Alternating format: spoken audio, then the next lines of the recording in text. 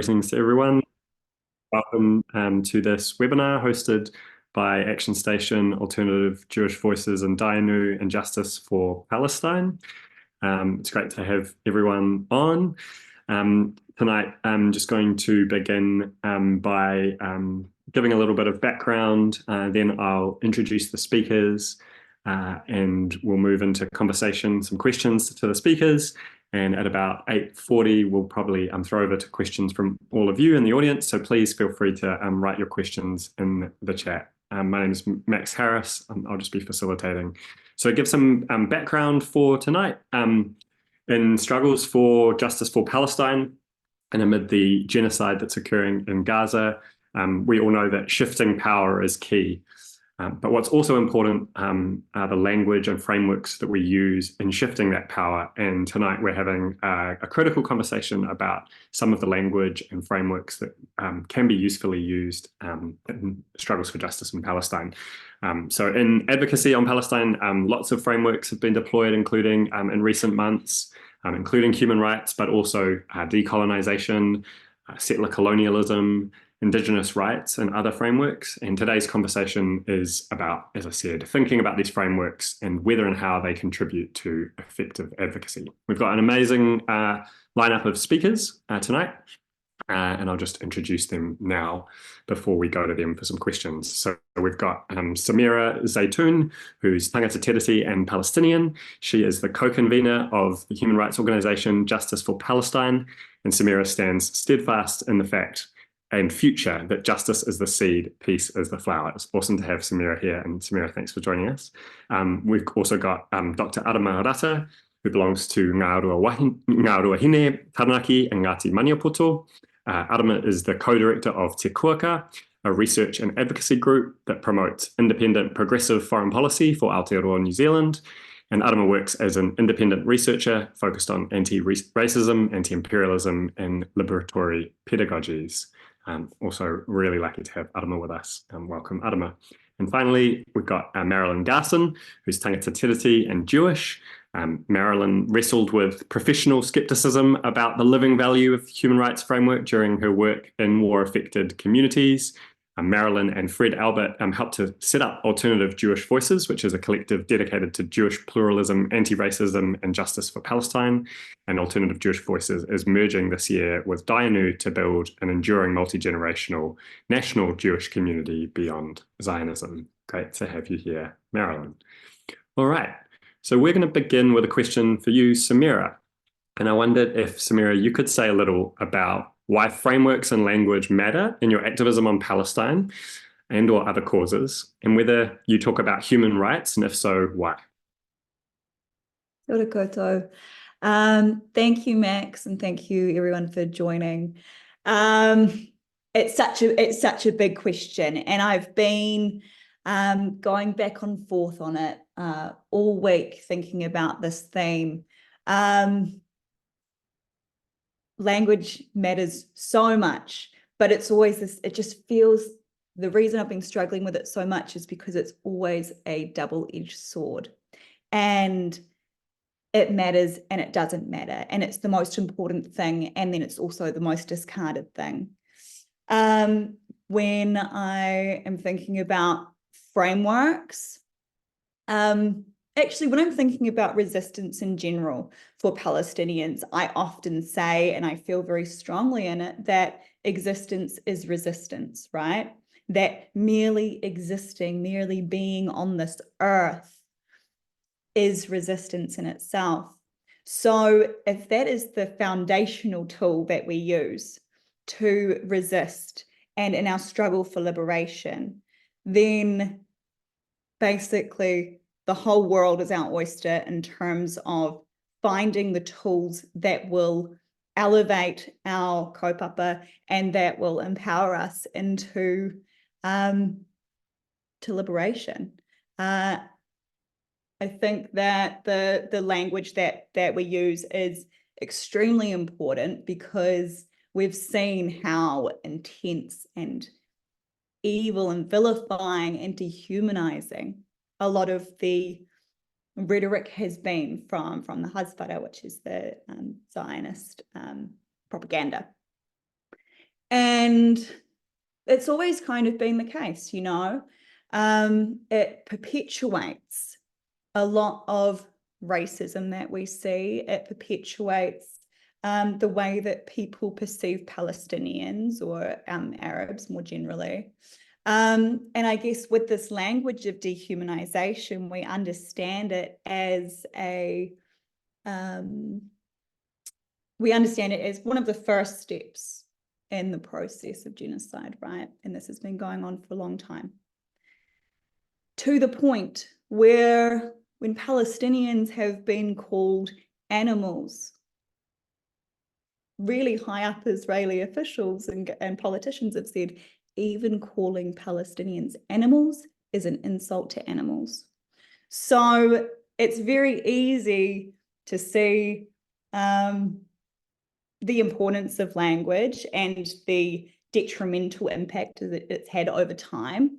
And then the frameworks that we've got set up around that is human rights, right? So that's one of the tools that we use. It's not the most crucial thing, it's not the most critical thing, but it's definitely a tool. And when we use those tools, I think that it puts us on that road and on that path in one of the ways, and has the potential as well to shift power, which I think I'll talk a little bit more about. But human rights are for humans. It's not about deserving rights. And I was talking to Marilyn earlier this week, and she said something along the lines of, it feels as though Palestinians don't even have a right to have a right. So it's fighting for that. It's fighting for humanity. And when that's put into the framework of the human rights framework, then that's what we've got. Thank you, Max. Back to you. Awesome. Thanks so much, Samira. Great. We're now going to just ask some related questions of Adama and Marilyn. So Adama, I wondered whether you could speak to how you see the relationship, thinking about human rights, I wondered whether you could speak to how you see the relationship between the Māori struggle for tino rangatiratanga in Aotearoa and human rights. Well, tēnā tātou, it's so nice to be amongst you all. I'm a big admirer of the work that you all do. So thanks for the opportunity to talk together. Talking about human rights and the Māori struggle for tino rangatiratanga is really interesting right now, not only because what is happening internationally, but and particularly within Palestine and Gaza, but also because of what's happening in Aotearoa at the moment, where we have a coalition government that has explicitly stated that they're not interested, they don't believe that they have any obligations to uphold the United Nations declarations on the rights of Indigenous peoples, a coalition government that is intent on reviewing Te Tiriti o Waitangi. And so what we're seeing is what colonialism always does, which is always about disestablishing Indigenous people's rights, disestablishing Indigenous people's human rights. And so what is also really interesting, I think, about these particular documents that we're talking about, UNDRIP and Te Tiriti o Waitangi, is that there's nothing within these documents that actually give rights to Māori that Tauiwi don't have. These documents came into being because Indigenous people's rights are so consistently undermined, overlooked, disregarded, and you know, part of what we're talking about here is language, and what Samira was saying about the dehumanization that goes on. There's always ways to categorize people in such a way as to exclude them from benefiting from rights that we should all enjoy. And so, you know, we've heard a lot of language since the events of the genocide began, dehumanizing language, words like barbarism, savagery, terrorism, all of these ways in which the Israel lobby tries to generate like atrocity propaganda that then justifies their brutality. And so not only do we have these attacks on these documents that don't give Māori rights that others don't enjoy. So, for example, Te Tiriti o Waitangi doesn't have anything in it that is giving Māori new rights that Tauiwi don't have. It's actually giving Tauiwi rights that they didn't have before Te Tiriti o Waitangi. So if anyone wants to say that there's something unfair about that document, then it's actually Tauiwi that are given rights through Te Tiriti o Waitangi that Māori don't have. We, for example, are not given the right to set up governance in Britain under Te Tiriti. And yet we see the far right, when attacking our rights, that they actually kind of weaponize progressive human rights-based discourse to come for our rights. And so I think it's a really important battleground, one of many battlegrounds, this battleground over how we frame our the language within our struggles. But what I will say about human rights is that we have seen it consistently fail Indigenous peoples. And so other frameworks that have been perhaps more useful are rights around treaty justice, frameworks around colonialism and decolonialism that you mentioned, frameworks around anti-imperialism and struggles for liberation. Because I think what human rights often fails to capture are rights that peoples should have, not just individuals. So rights, for example, to use force to defend themselves against aggressors. That's something that we wherever we hear about that right, it's like Israel has a right to defend itself, Israel has a right to defend itself. And there's very little acknowledgement that Palestinians have the right to defend themselves.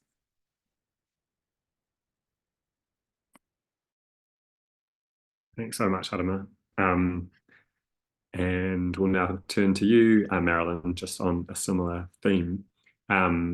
So in your work in Afghanistan and in Gaza and elsewhere, you must have seen the limitations of human rights, and which Adama's just touched on, and the framing language as well as the institutions responsible for human rights. But despite this, you've embraced human rights as language of advocacy. So I just wonder whether you could talk through what potential you see in using the framing of human rights to contribute to the work of shifting power. Sure, thank you. It's really a pleasure to be here. I do think that rights have the potential to shift power, but they aren't designed to do that alone. You know, rights are the end, but they don't give us the means. Amartya Sen wrote that human rights are a demand addressed to anyone who can help. So the aim of rights is to catalyze us and bring us to all the tools of politics that shift power. The question for me is always how to bring this vision of rights into a world of power. If you really want to despair about the value of rights, spend a few years in Afghanistan. But in Gaza, I felt like rights were a really powerful way to state the demands. And a radical politics, because the blockade wall around Gaza, as others have said, it is built on a foundation of dehumanization. And human rights reject that. Power politics would put Palestine in a room with Joe Biden and Netanyahu and let Palestine try to negotiate some concessions at the margins, leaving the structures unchanged. But human rights reject the power to classify life ethnically. They reject the foundation of the blockade. And a part of their power, for me, lies in their universality. Human rights are either everyone's rights or they're nothing. I think you can sense the power of that vision from the effort, from the volume of the Zionist Jewish institutions that are so hysterically trying to call human rights anti-Semitic these days. Their ethnic hierarchy cannot survive in a world where equality matters. And they know it. It's the end of their argument. So rights don't shift power, but they do outline a vision, what Paul Hunt once called, they outline the site of struggle. And then they bring us to do all the work of politics with the tools of politics to make things change. Thanks so much, Marilyn. Coming back to you, Samira, just wondered whether you could speak a bit about the limitations of human rights frameworks in the Palestinian context. There is so many, Max. I don't even know where to start. And it makes me feel so cynical. And depressed even just thinking about this particular thing, let alone everything that's actually happening, because I'm racking myself up now. If human rights were upheld, then we wouldn't be in this position right now where a genocide has been enabled to happen, and not only enabled, encouraged. This is not the first time that my people have been killed. This did not start on October 7th. And an interesting thing that I've been reflecting on is that the Universal Declaration of Human Rights, which is a milestone document, came into effect, into existence, in December 1948. Al-Nakba, the catastrophe, where 750,000 Palestinians had been ethnically cleansed from their lands and had left their homes with their keys in their hand, and now have it generations later, that same key. That was in 1948 as well. And so it's almost poetic, the nature of those two things coming at the same time, because this world, I think, is, we've had our eyes closed for so long, but Palestine has become a symbol of everything negative in this world because of what's happening to Palestine. And it's also become a symbol of hope and solidarity and love and resistance. But the limitations are, I would say, more so in the institutions that, and the states that are meant to uphold them and be held accountable and have them be, those human rights be enforced, or more so that any breaches of human rights be people being held to account, states being held to account.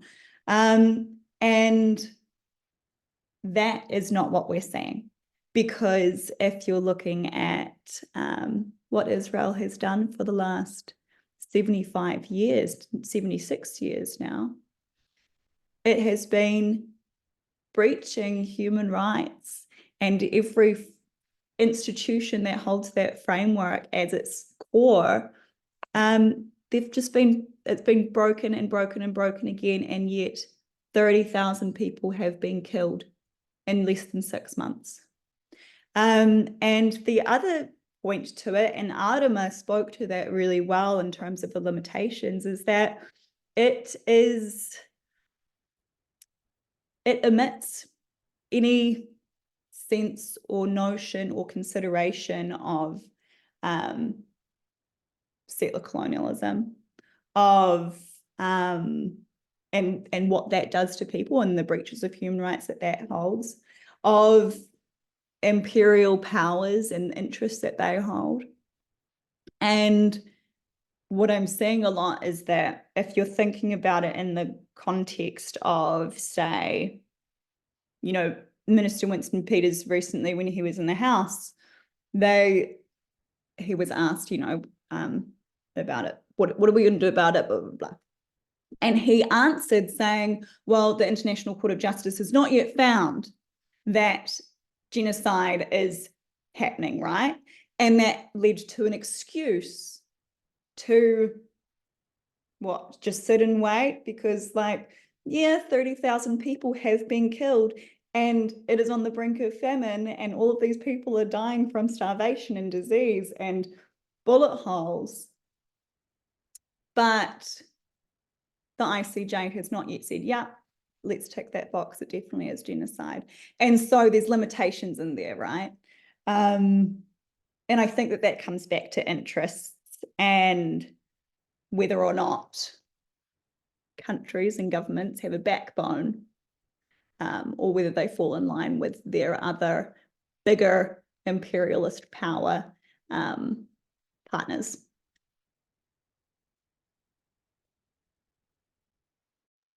Thanks heaps for that. So Marilyn, I guess some would say human rights are kind of Western in origin. certainly there have been comments about, you know, how some of these major international documents were developed by Western powers. But then there are some people that say, you know, rights have a much longer history, and something like rights, you know, existed in many cultures, and that they are sort of more universal. Then there are also people that say that rights are very like legalistic and kind of used as lawyers. And so a question kind of flowing from this is, if we see human rights as sort of legal tools that are developed and maintained by these institutions that Samira's just been talking about, yeah, why should we choose these more legalistic ideas over other frameworks, political frameworks like decolonization? So let me preface my answer by saying that absolutely rights are a product of their framers and their time, and they benefit greatly by being juxtaposed with other ways of knowing, ways that are more collective, ways that are have a different understanding of time and obligation. So in theory, I would like to say that the asset of rights and the related law is that it's enforceable, that there are legal consequences. But where are they? Where have they been for 75 years? And where have they been for these 5 hellish months? Samira and I were at MFAT this week, and we talked about the audible difference in the language that is used to describe Israel's agency.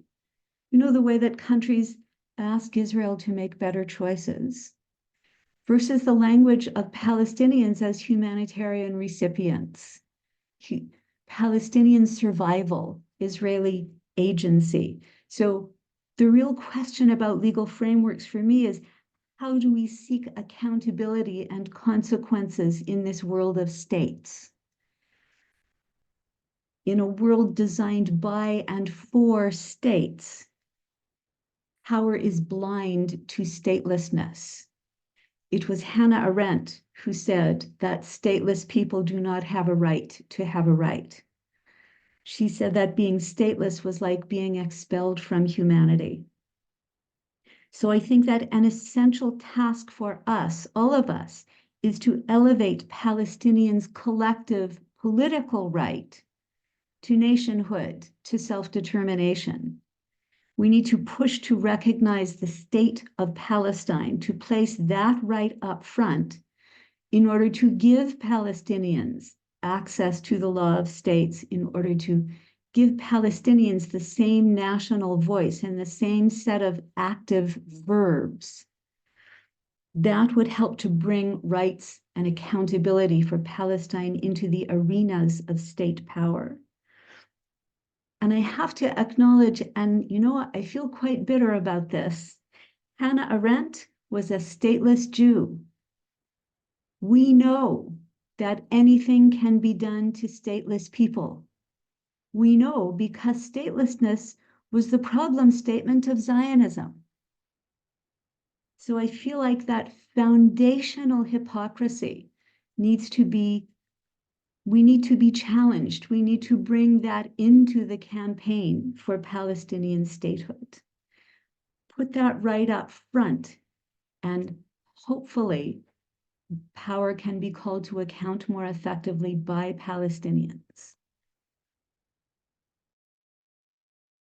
Thanks, Marilyn. And we're going to ask a couple of questions now about some of the other frameworks that we flagged earlier. And so I wanted to turn to you, Arama. And I think one thing that we've seen in the last few months in Aotearoa, at least, has been a surge in discussions of settler colonialism, in particular in relation to Palestine. And so I wondered if you could speak a little bit about settler colonialism as a framework and how it's been used in contexts you're familiar with. Yeah, so I think it's important to talk about settler colonialism as an alternative to how this is often presented, and certainly in previous decades, as and continues to be presented as some kind of conflict between competing nationalist projects, and with that framing, there's kind of this assumption of there being some kind of equivalence in the power between those parties. And so settler colonialism is a really useful way, a very useful framework to use in looking at what is happening here, where we have a massive power imbalance, where we have an indigenous people, the Palestinians, and a settler colonial project, Zionism, attempting to displace them. And settler colonialism as a framework, in many ways, it just restates what indigenous peoples around the world have been saying for a really long time. However, I do find use in the framework.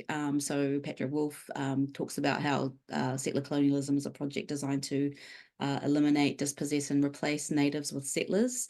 They're always, and it's kind of, I should say, used as a way to differentiate between different types of colonialism. So those projects where the goal is to establish a new population, it's always very much about territory. To distinguish that type of colonialism from like franchise colonialism, where you have the kind of more, I guess, older model where you have a metropole and a colony, and the goal there is to extract the resource and labor, exploit the labor of peoples in those places without necessarily displacing and replacing the indigenous population there. And so this is, I think, really useful to align what is happening with Palestine with other struggles for indigenous sovereignty. Post World War II, we see this massive decolonization movement, but it had, I guess, the task of decolonization in a settler colony is a particular challenge that I don't think we have very straightforward solutions to decolonize settler colonies. So we have like countries like South Africa and Algeria, where you see these are settler colonies where there has been decolonial work done, but these are I think there's been more kind of broad success in some ways in the kind of franchise colonial kind of settings. And it's really interesting because when Zionism started, so some of the early architects of Zionism, people like Jabotinsky and Herzl, were very, very clear that this was a settler colonial project. They stated it explicitly. It was very, very overt. They bragged, in fact, about this being a colonial project, and they used the framing of the project as a settler colonial project to attract backing from other imperial powers around the world.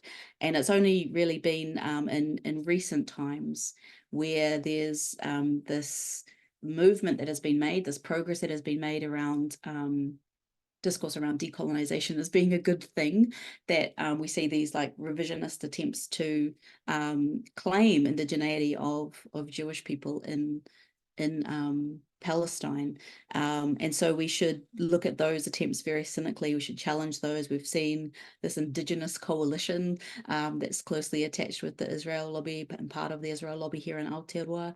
The establishment of this indigenous embassy in Israel. So there are all of these attempts to reframe Zionism as an indigenous liberation project that need to be rejected completely.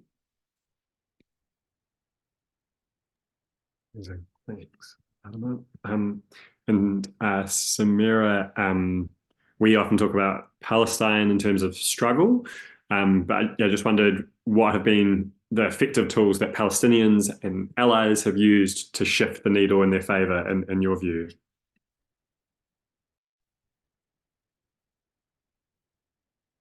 It feels so simple to me because Palestinians aren't doing anything new. What they're doing is speaking their truth. They're talking to the reality. What is changing is people are starting to open their eyes. People are starting to educate themselves. And I think that it's this a duty, but also a heavy thing to carry, where Palestinians, especially in the diaspora, are having to take on the role of organizing, of educating, of decision-making, of leading. And I think that it should be that way. But at the same time, we can't do it without our allies and without connecting and building those connections. Obviously, one of the most concrete things that I can think of is the journalists on the ground in Gaza, whether that be Palestia or Bisan or Mu'taz or Wael Dahdouh. They showed us the reality and forced us to make decisions, right, as to what does it mean to be a witness? Why has it, I guess, what do we need to do with that information? What do we need to do when we witness such horrific things? So that's one of the tools.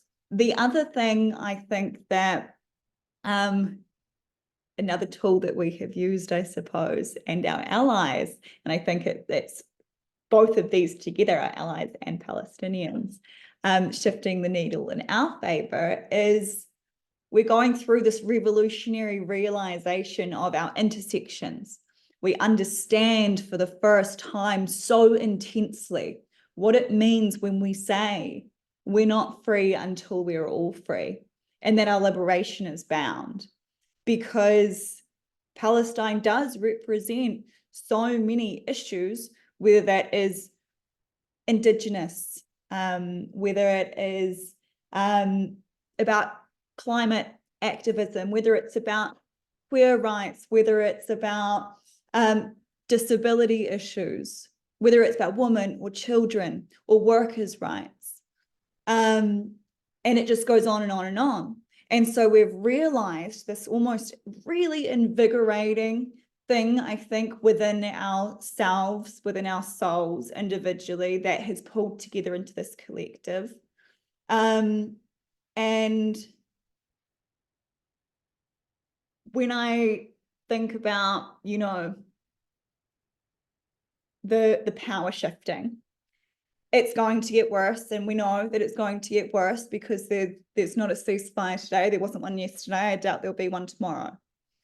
But it will get worse, and we're never going to go backwards, because the most important thing that we can do is educate. The most important thing we can do is be a witness. The most important thing we can do is show up, is share, is post, is learn, is connect with each other, have kōrero with your whānau and your friends, and realize the connections between us all, because that solidarity is really important.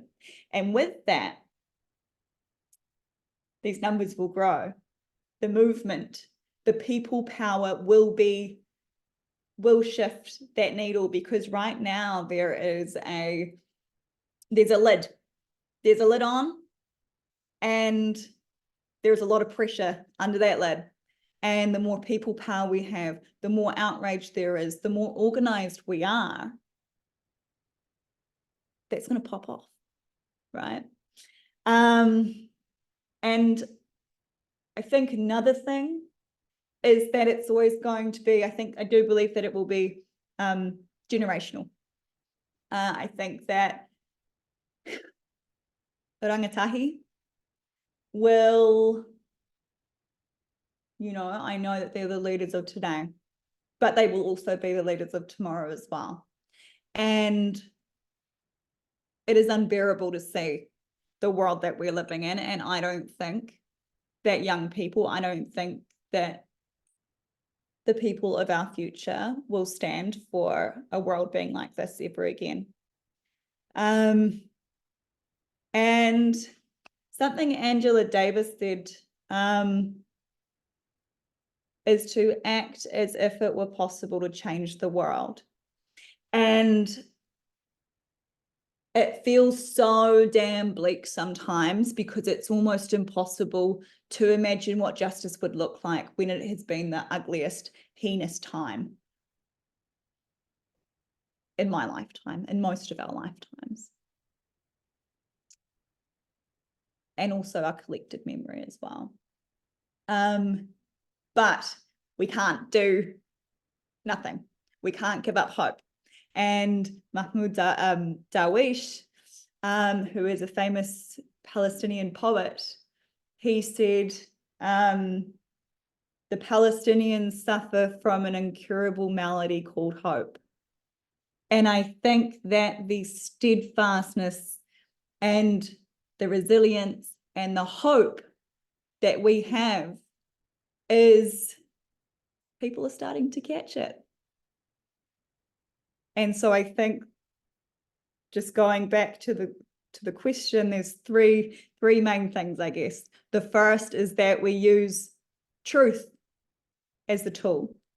We use hope as a tool, and we also use our connection with each other from wherever we are, and solidarity.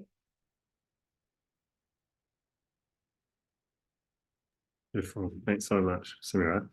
We're going to come back to Samira in a moment, but just to give her a break. We've covered quite a lot of ground, and thanks everyone, by the way, for being here. We've got over 150 people here. Thanks also to the New Zealand Sign Language interpreters, Shush and Taran. So yeah, I think we've talked about some of the history of human rights, as Samira told us that the Nakba occurred the same year that we had the Universal Declaration of Human Rights. We've talked about how human rights have failed Indigenous peoples. Adam has talked about how human rights have not focused on people's rights or the rights to resistance, to armed resistance. And Marilyn's told us that rights have a particular power in their universality in the way they name sites of struggle. And then we've talked through some other frameworks, including settler colonialism, and how useful that is for different types of colonialism, as Adama told us, franchise colonialism, and other forms of colonialism. And then we've also just heard from Samira about the different tools we can use. I'm going to come back to you now, Samira, on institutions, if that's okay. So we've already touched on this, and lots of you will have followed the International Court of Justice case brought by South Africa. You might have followed the United Nations Security Council resolutions being vetoed, and also General Assembly votes on ceasefires. So Samira, from your perspective, how effective have institutions that use human rights framework been? And we mean, and I'm thinking here of international bodies like the UN and the ICJ, how effective have they been in confronting the current crisis in Gaza? You know, I feel like it's still the people power that is the most important. Now, I want to talk about ICJ though, because South Africa's suit against Israel in the International Court of Justice at The Hague, which is the world court, right, directly challenged like Western colonial hegemony. It wasn't just, and I think it was Nora Erekat that said, it's not just Israel on trial, it's also ICJ on trial as well.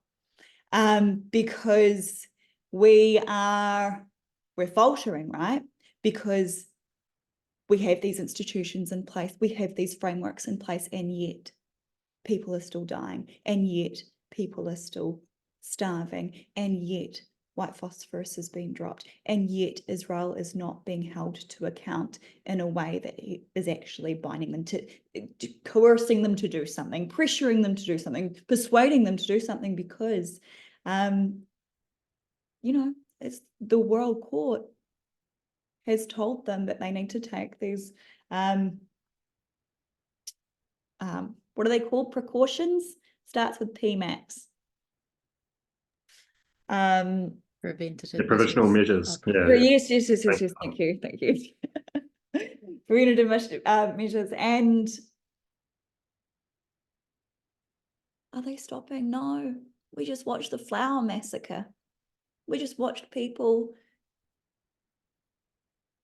being killed as they tried to get flour. And even, when they're looking up to the sky, people in Gaza don't know whether it's going to be bombs or bread dropping. However,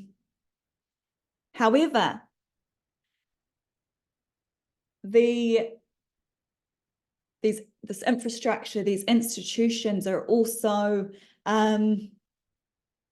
it's the language that the world uses. It's especially the language that the West uses, and usually it is not. It will always swing in favor of the West, in favor of the global North.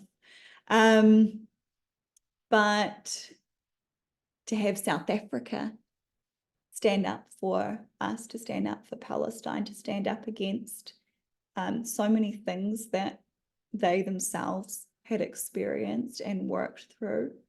The symbolism of that, the solidarity that showed, but also it's used as, we can use it as a tool to agitate.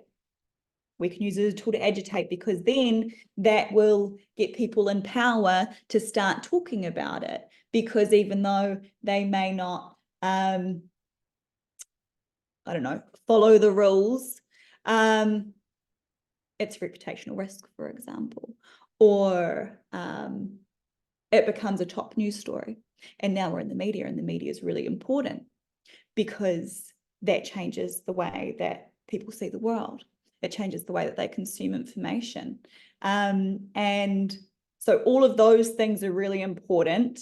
And I'm really, really grateful for South Africa completely. And we just, you know, it's about the solidarity, I think, in that respect. And it's about the world watching Israel being held to account, and also them not doing anything about it. But the era of complacency is over. So my thinking around it is that we are going to have this shift in power, using and pushing on the tools that have so many limitations, but the tools that the oppressors use, the tools that, you know, these institutions that often work in their favor. Because with people power, with everything that we've been doing and yelling and screaming and begging and writing our MPs for the last 6 months, slowly, I'm so sure of it, is going to tip the scales where the government, for example, have to work in our favor rather than in whatever other interests. And what our favor is human rights, decolonization, is all of those things that just lead to living in dignity and freedom and justice and peace. So the institutions are really, really important and critical. And I know that I was very cynical, but I'm very curious to hear perhaps Marilyn putting it a lot more eloquently than I have.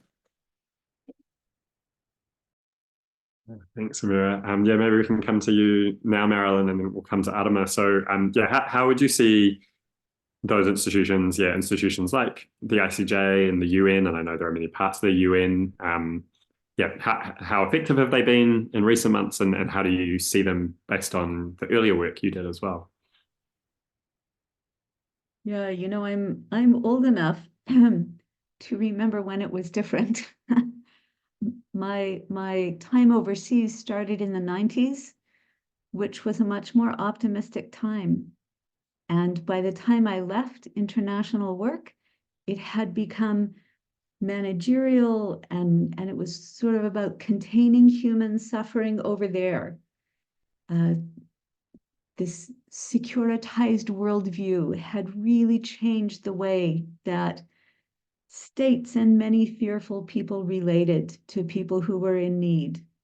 So I feel like that's worth saying, because things do change. Although this feels like it's although this is terribly stuck, that doesn't mean that it's permanent. I feel like one of the things that is keeping it stuck at the moment is the fact that so many states have a stake in what's happening in the Middle East. Either they buy weapons from Israel or technologies for population management, where they've simply bought into the securitized worldview that makes them regard parts of their own population so fearfully. Gaza is relevant to all of those fields for the very worst of reasons. But I do find some hope in saying that those are not states' only self-interests. I think there are ways to speak to the other interests of states, and the International Court of Justice is a chance to do that. The conversations, the webinars that I've had recently make me think that this government would not stand aside from a finding of genocide. Sadly, it won't be human dignity that suddenly motivates them, but they've repeatedly expressed their concerns about the consequences of expanding conflict, either in Ukraine or in the Middle East. The consequences for trade. There are lots of reasons to think that the ICJ has a real potential to take the principles of rights and make them relevant to states' fears. Israel is certainly immune by now to condemnation, and that is all that they've ever faced. You know, I feel like the potential of rights has not failed, but it's never been tried.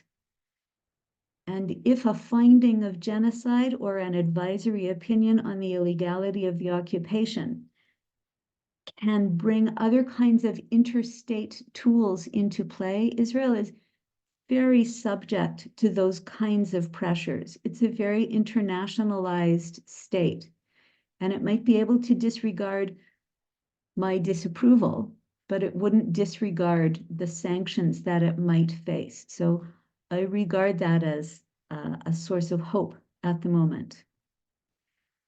Thanks.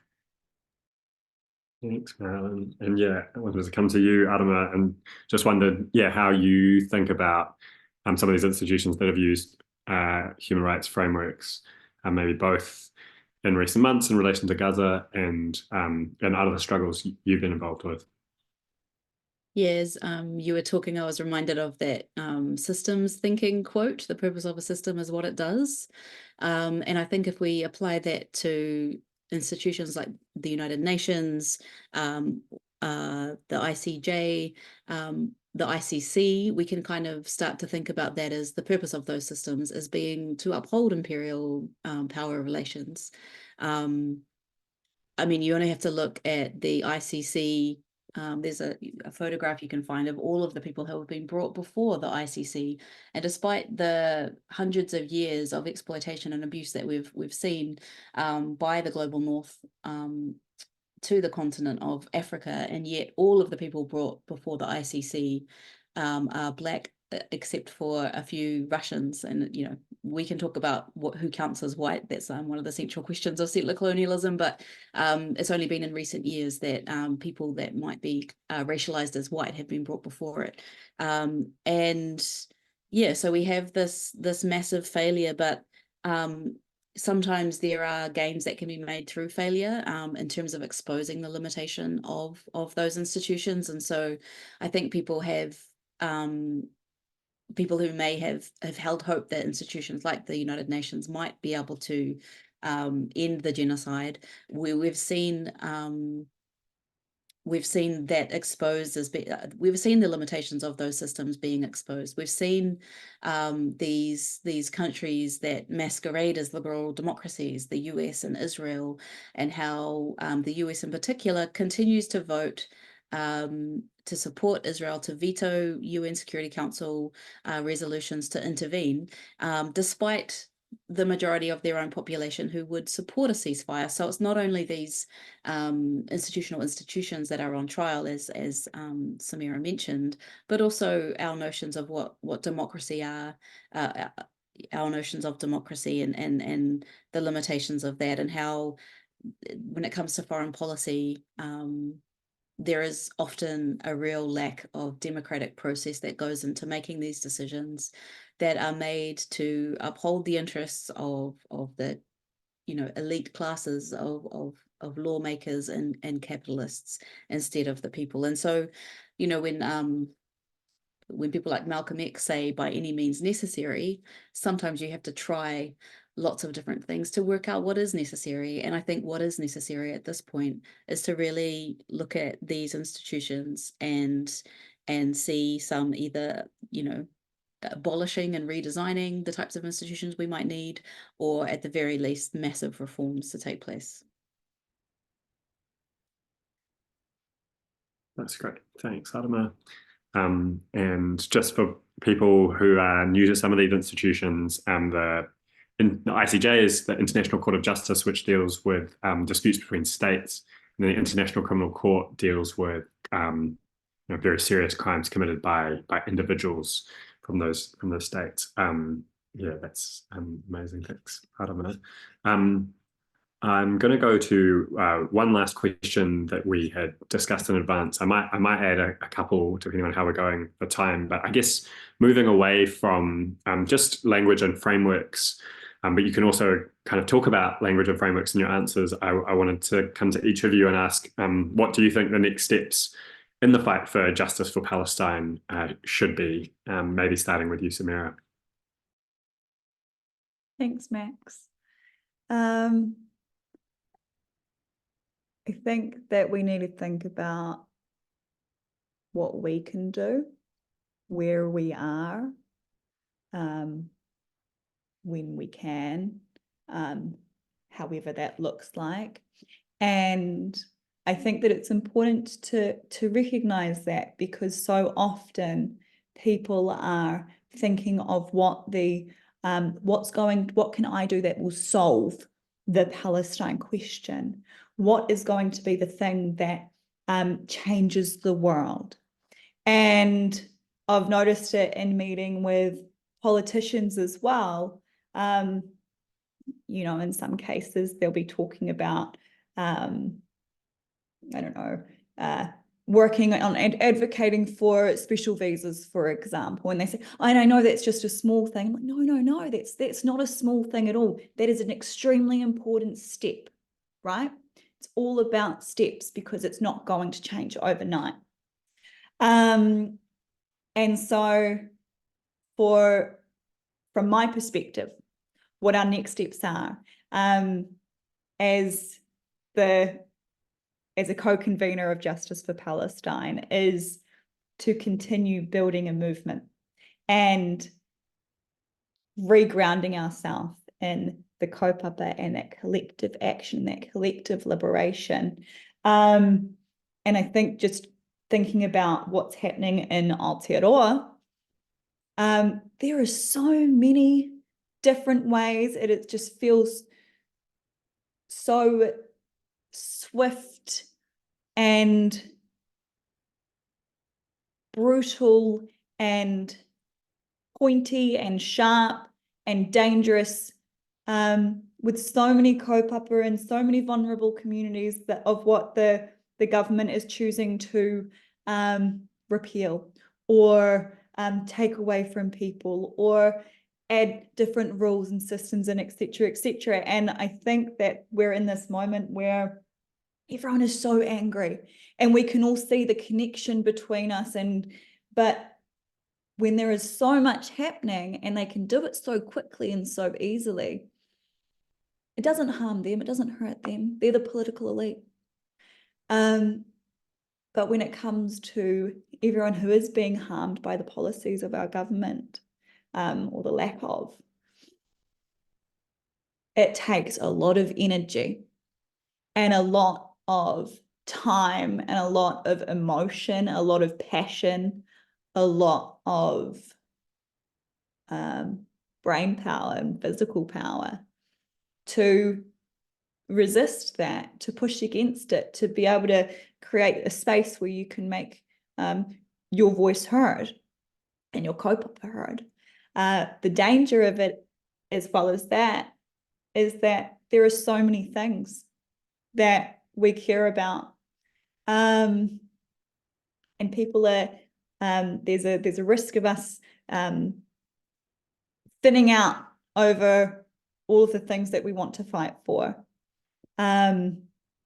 because people will have different, be placing their energy in one thing more than everything else, which of course is Keti Pai.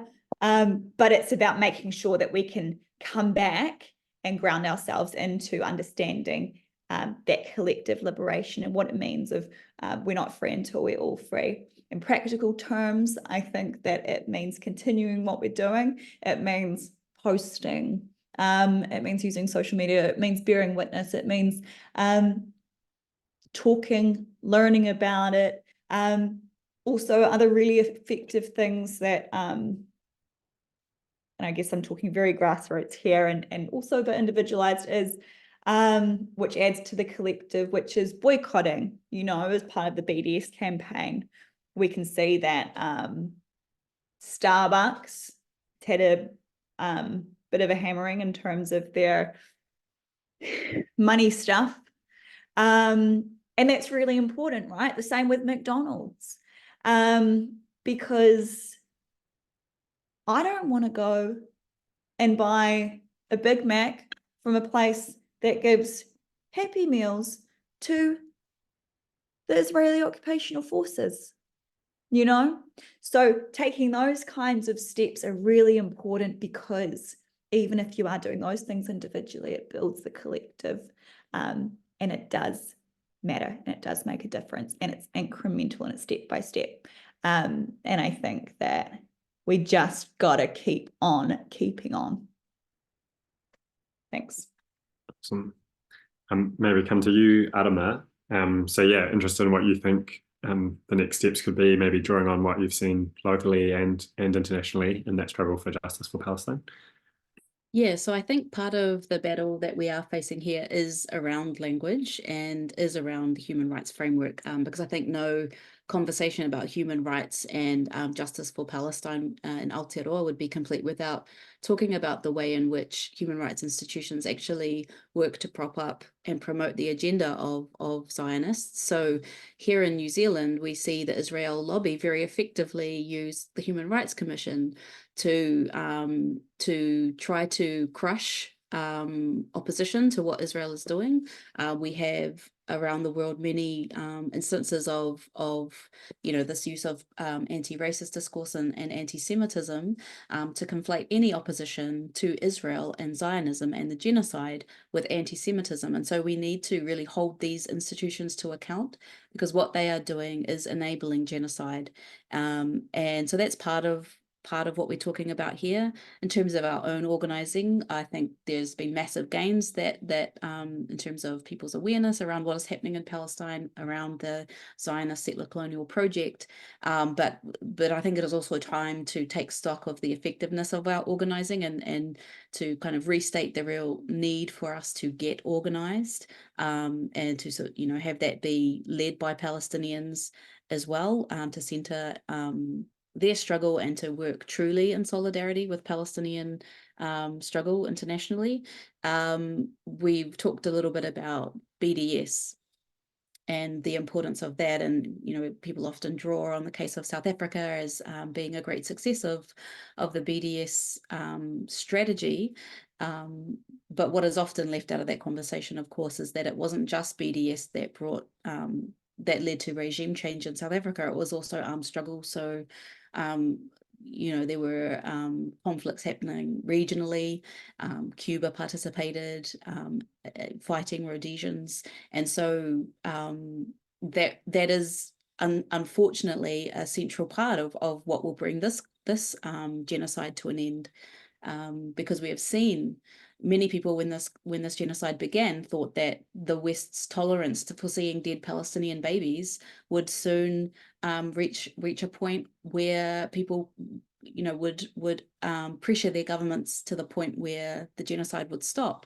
But we see that there is just no limit. There are no limits to the amount of suffering that Western states are willing to put up with. And so the battle that is taking place, the armed resistance of people in Gaza, of the West Bank, Yemen, Iraq, Hezbollah, all of these are actually ways in which there's real pressure being placed on Israel and consequences being meted out to Israel that will force them to stop if if these institutions that we've been talking about for the majority of this discussion fail. So we should, I think, follow those developments really closely, and resist here in Aotearoa as well, and what that looks like, I think. And many people talk about the ways in which we are seeing these connections between our different struggles, our struggles for decolonization, our anti-imperial struggles, our struggles against militarism, our attempts to disentangle ourselves with these rogue states like the United States, which has shown itself to be like a global pariah, and voting against the rest of the world when it comes to these really important issues like sanctions on Cuba, like a ceasefire in Gaza.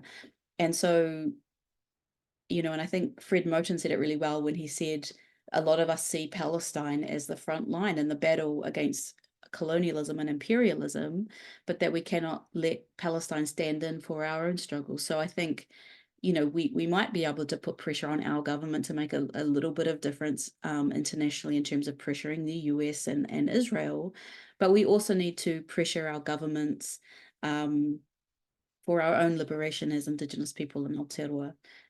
We've seen that the only political party that has been bold and unapologetic when it comes to Palestine is Te Pāti Māori. And so in many ways, the best thing we can do for the Palestine struggle is to focus on our own liberation as well, and alongside and without forgetting the struggle in Palestine.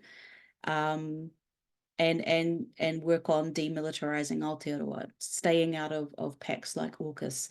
These are things that we may have more power to affect change in if we operate locally as well as part of that international movement. Amazing, thanks, Adama. And for people that haven't heard of AUKUS, the pact that you mentioned, could you just give a brief summary of what AUKUS is? Yeah, so AUKUS is a military pact between Australia, the US, and the UK.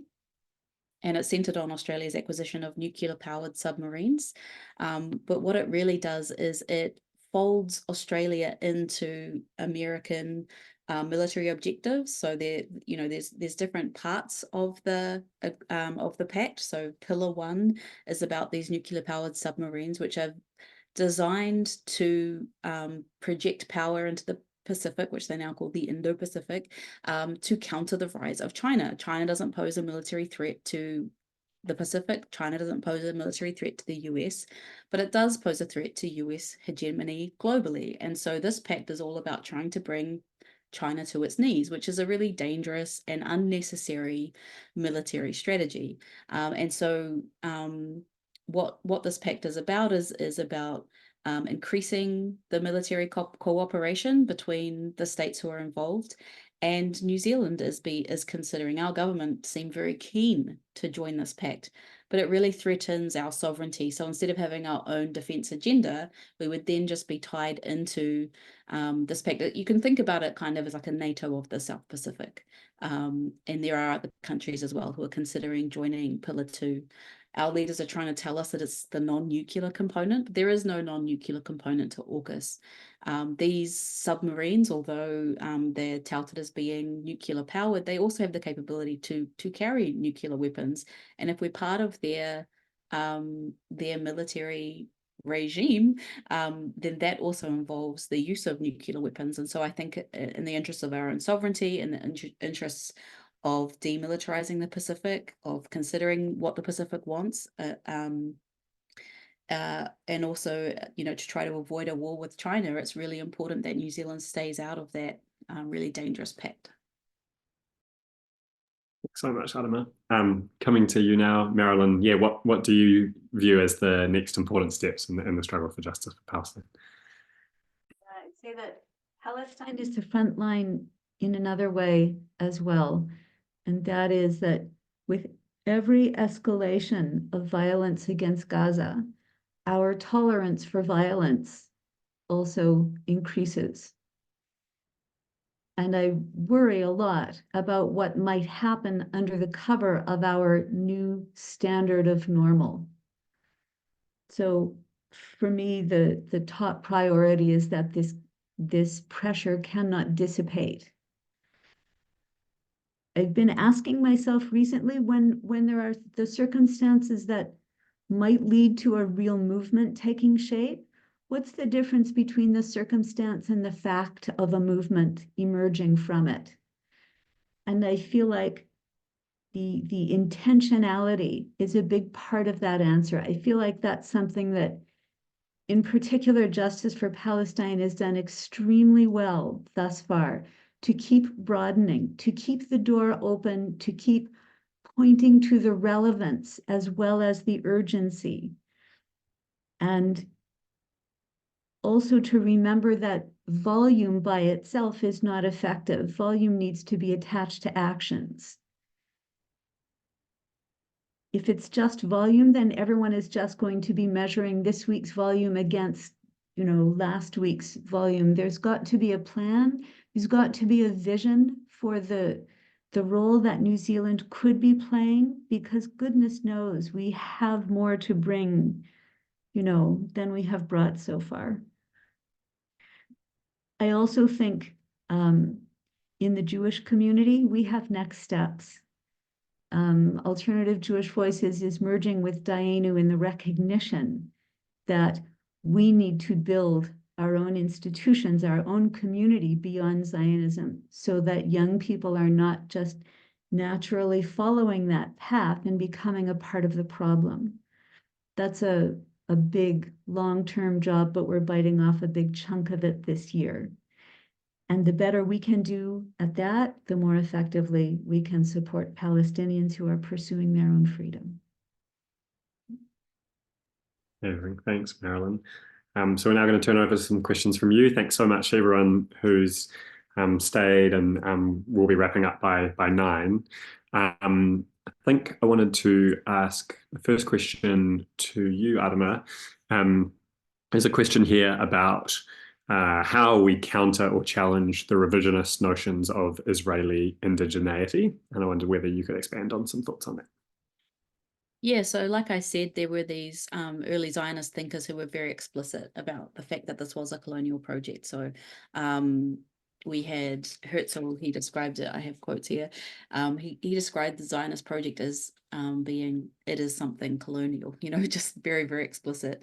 Jabotinsky's 1923 essay, Iron Wall, described the Arabs as, and Palestinians, like using the word Palestinian and Palestine, because some people try to tell us that this is a recent invention or something, but that place in the world has been called Palestine by the people who lived there for a really, really long time.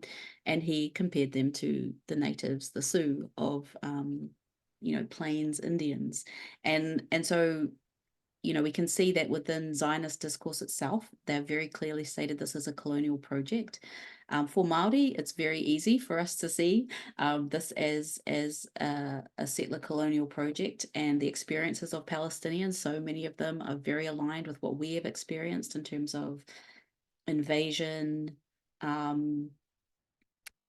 war, settler militias and their violence, the very intentional destruction of our economies, along with the landist possession, the weaponization of disease. And I think we're seeing that now, like often when we think about how the Māori population halved within only a few decades, like halved, like just massive loss of life. And that's often like just put down to being, oh, well, that was just introduced diseases that did that, as though it was this passive thing.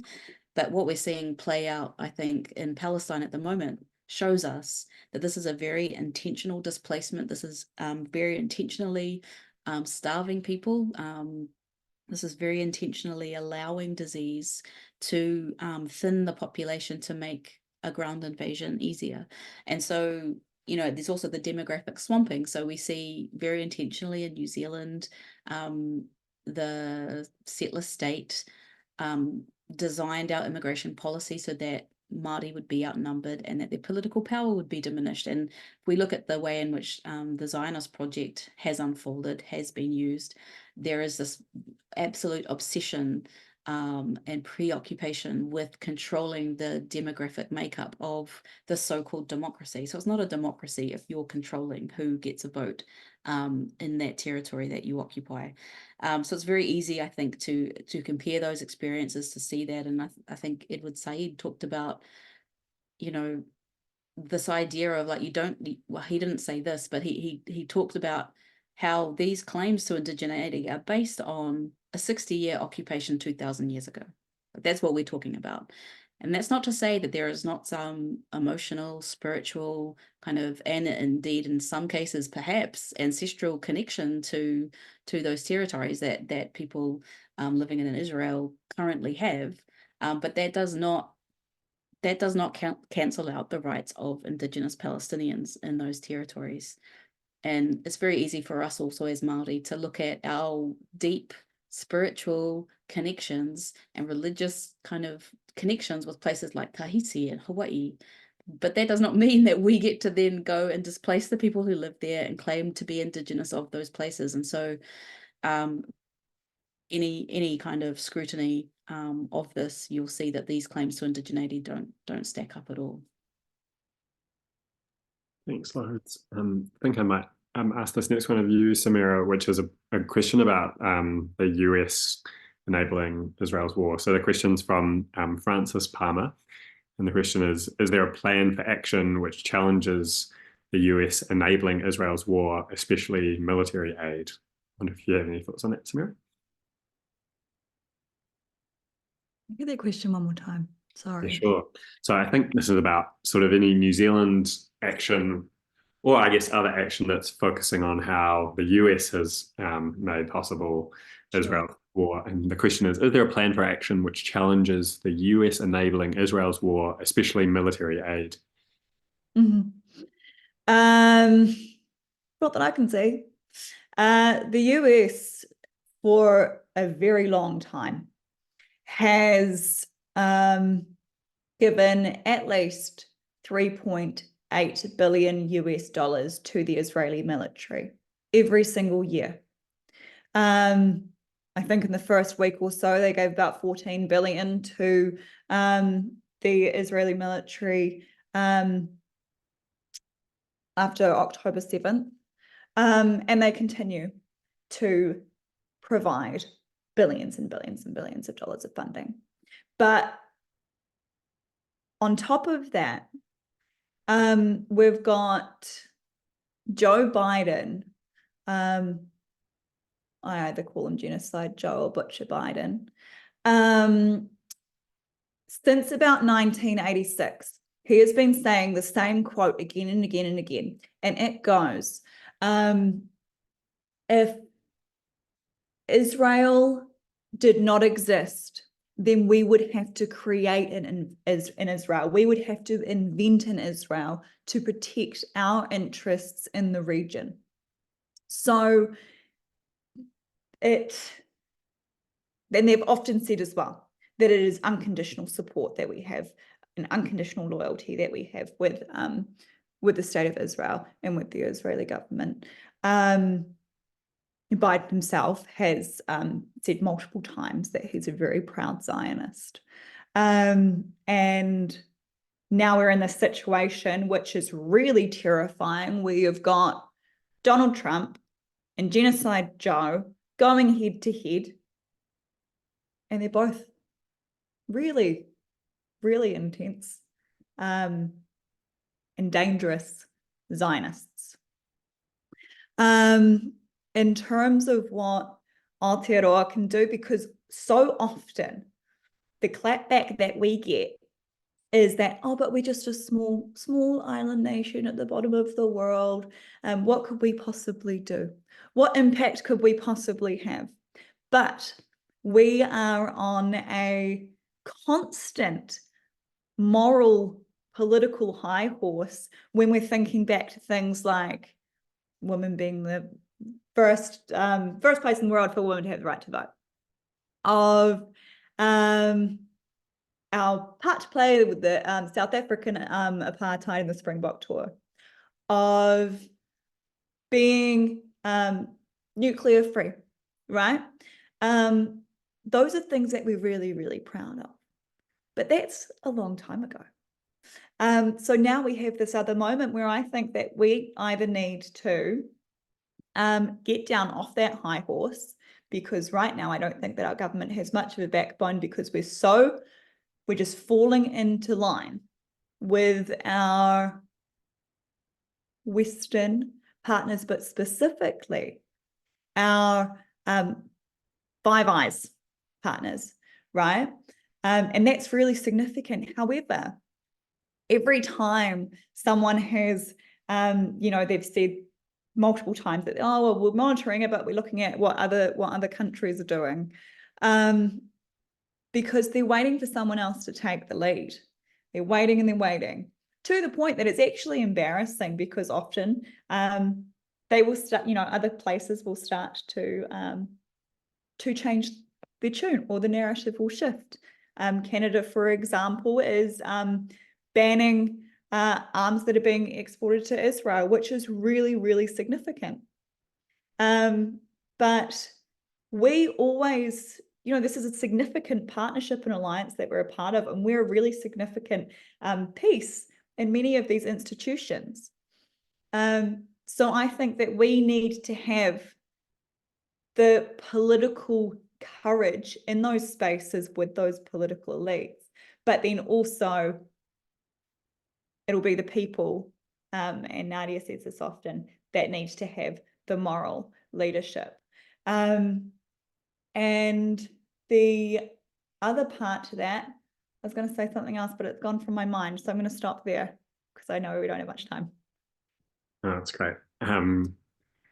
And for people that don't know, and sorry if you did, but just want to make sure we're explaining everything. So the Five Eyes is the security intelligence network that New Zealand's part of, with Australia, the US, Canada, and the UK. I was going to ask Marilyn the next question, picking up on something you mentioned at the end there, Samira, which is Canada ceasing to provide weapons to Israel. So yeah, some people might have seen this, which was a vote in the Canadian Parliament to halt arms sales to Israel. And Erica has asked, I believe Canada's ceased to provide weapons to Israel. How significant is this? Do you have thoughts on that, Marilyn? I don't know the extent of their arms trade, but I think the step is very politically significant. And I've heard that Trudeau, the Canadian Prime Minister, is increasingly critical of Israel. To me, that's still an awfully long way from, an awfully long way from the language that I might want to hear. But I think every step is a step. And for any state to say, I actually decline to continue arming this genocide, I think that's very meaningful. Israel is such a significant player in the arms trade that you have to wonder if there isn't some other way. Not that countries are likely to stand up and say, I decline to buy weapons from Israel, but the prominence of, or the absurdity of Israel supplying weapons to so many countries and being supplied weapons as a form of aid by so many countries, it's just a cycle of death. It's got to be broken step by step. Thanks, Marilyn. We've got another question, which I'm going to ask you, Adama. And this is, an interesting question. So this is about whether the frameworks that we've talked about, like human rights and decolonization, might pull away from each other at times. And the question is, are the frameworks we've talked about mutually exclusive? For example, could viewing issues through a human rights lens curtail progress from a decolonial perspective, from the perspective of decolonization? Adama, do you have thoughts on that? Yeah, I think they can be used together. I think the point that I was just making was that so often when we only look from the lens of human rights, Indigenous rights are obscured, and there are lots of different ways in which people can justify disestablishing Indigenous rights. So, for example, for our people, it was determining that we were rebels in rebellion, and back then that was like a terrible term to have applied to you. And, when there were apologies granted by Queen Elizabeth to the people in Waikato, there was this massive sense of relief at that apology, because many people had carried for many generations this really heavy stigma of having been labelled as being in rebellion and as rebels. And so there are really easy ways in which you can categorize people and say that these people are not worthy of rights. And so by applying an anti-imperial or a decolonial lens, that allows us to see why it is that, say, the Mau Mau resistance in Kenya or the Ho-Ho resistance in Taranaki were labelled as religious fanatics, and were dismissed as terrorists. We've even had that label applied to us in recent years with Operation 8. And so that's why I think that on its own we need, on its own, a framework like human rights is often insufficient, necessary but insufficient. And so also applying that decolonial or Indigenous liberation kind of lens to the work that you're doing is also really important. I think that also is helpful when we see the ways in which human rights are used to justify imperial adventures abroad. So like, you know, I'm sure Marilyn can speak to this, but the use of, you know, claiming intervention into countries, military interventions based on, you know, protecting women's rights in certain places, when the effect of those imperial military campaigns have been really detrimental to, you know, not speaking specifically, but just how human rights is often used as a way to justify colonialism and imperialism. So we need both of those, I think, in order to move our struggles forward. Awesome. Thanks so much, Adama. We are running out of time and we don't want to run too late. It's so great that so many people are still with us. So I think we'll just come to some closing comments from each of our speakers now, maybe. So maybe just take not more than 1 minute if you have sort of like one point that you would like to leave people with. And maybe we'll start with you, Marilyn, and come to you, Adama, and then come to you, Samira. So Marilyn, over to you.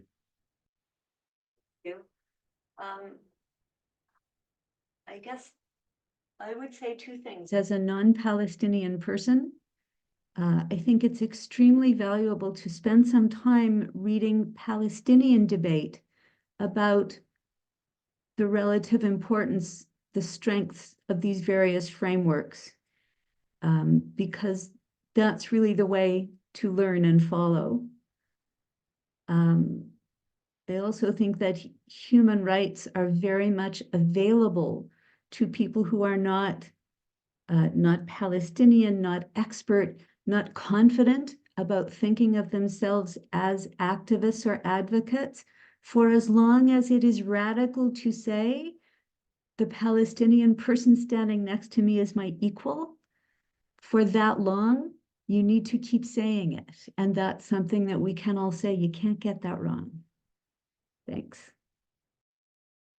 Thanks so much, Marilyn, and for everything you said tonight. Over to you, Adama. Yeah, I think it might be important just to state, like, we have been talking a lot about the limitations of some of the things that we have been doing. That being said, what we are doing is really important and is making change. And so we need to continue to care. We need to continue to follow what is happening closely, to witness what is happening, to not become desensitized to it. Because although we may feel that not anywhere near as much movement has happened that we would like to see, our protests are important. Our pressuring of our MPs, you know, that is important. So to continue that, to be patient, because while we might feel exhausted and lacking hope, we know that the pressure is mounting on Israel and the US, and that we need to continue that pressure, because these regimes have been exposed, their masks are off, they cannot continue to operate in this way without irreparable damage being done to their projects. And I think we are seeing the beginning of the end of a lot of things, including the Zionist project. So we need to continue our work and to take care of each other while we do that. Amazing. Thanks, Adama, for being with us tonight. Samira, to you. Kia ora, Max. I guess, like, I hope that this conversation has been useful to be a part of and to listen to. But I also want to make sure that while this kōrero is important and the frameworks that we've spoken about are important, they're also only a piece of the puzzle, right? So what I've been finding really grounding in the humanity of all that is poetry. Palestinian poetry is a really, really important form of resistance, but it's also can explain things with so much emotion and accuracy in a way that a conversation couldn't, and in a way that watching people die on your phone couldn't as well. And saying, so continue to make it your duty to bear witness. Continue to show up. The fact that we have over 100 people in this room listening and learning is, I can't explain it, but it's so powerful and it's so beautiful. And I think that we just have to hold on to those moments of having, you know, even just this phone call, man, this conversation. We've got Max, who is, you know, so has facilitated this so well, who is Pākehā and Tangata Tiriti. We have Marilyn, who is Jew. We have Adama, who's Māori, myself, that's Palestinian. We have sign language interpreters. And I just feel like this is the moment, right? And we have to keep on showing up in this way and manifesting that in so many other ways as well. Keep going. I appreciate you all so much, just as a Palestinian. Toi tu te tiriti, toi tu he whakaputanga. From the river to the sea, Palestine will be free. Kia ora. Kia ora, Samira. Beautiful words to end on. Yeah, I hope you've got something from tonight. Yeah, maybe it's a reference to, you know, AUKUS or the Five Eyes. Maybe it's some of the amazing writers that have been cited, like Angela Davis or Patrick Wolf or Mahmoud Darwish or Fred Moten. Maybe it's thinking about rights and their appeal and also their downsides, or these human rights institutions and what they can offer and how they fail people and fail us all. I think when we are activists, it can be hard to stop. But I think activism is about the heart as well as the head, and definitely the head. And I think our analysis is also better when we do it collectively with each other and hearing each other, including everyone in this room. And it also makes us more strategic in the work that we do. And hopefully that makes our work more effective. So yeah, as Samira said, you know, keep showing up, keep showing up on the streets, keep posting on social media, keep taking part in BDS, but also let's keep thinking and using those tools that Samira mentioned, those tools of truth and hope and connection to take the struggle forward. Thank you so much to Kate Stone from Justice for Palestine for doing heaps of organising tonight. Thanks loads to Anne and Ella Grace from Action Station for doing lots of organising on the Action Station side. And thanks to Taran and Shosh, New Zealand Sign Language interpreters. And finally, and last but not least, thanks to our amazing speakers, Samira, Adama and Marilyn. I'm sure if we were in the same room, we'd be giving them all a massive round of applause. So have a lovely night. Thanks for being here. I've really enjoyed it. I hope you have too. Ka kite. Ka kite.